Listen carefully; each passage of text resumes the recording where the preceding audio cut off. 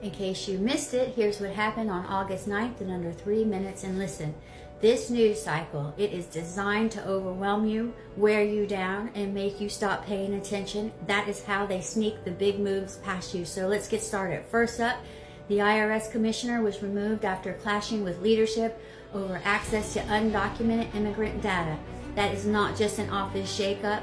That's politicizing a federal agency to weaponize private tax information and under the Fourth Amendment protections and the Privacy Act of 1974, government access to personal data without due process is a violation, plain and simple. Then Pete Hegseth, the Secretary of Defense, he reposted a video claiming that women shouldn't be allowed to vote.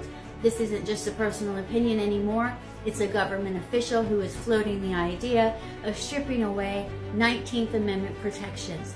This is testing the waters for a constitutional rollback from inside the executive branch, which is exactly how rights erosion starts. Normalize the rhetoric first, then move on to the policy. Meanwhile, Democrats are declaring we are at war, bring it on, vowing to fight dirty to stop Trump, and here's the truth. Both sides are now openly talking about abandoning norms, which chips away at the very system Article 1 set up to ensure balance and lawful process. Once the rules become optional for one side, they're optional for both. Now, in London, police arrested 466 people protesting the ban on Palestine action.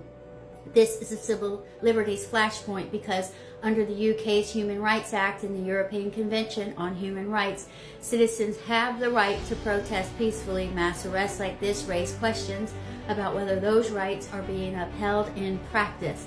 Then there's the quiet gut punch. DHS and Secretary Kristi Noem's new personal approval rule has stalled the release of over $100 million in already approved disaster relief funds for North Carolina. FEMA signed off on the money months ago, but now every contract over $100,000 has to get her signature before moving forward. That's slowed recovery work to a crawl.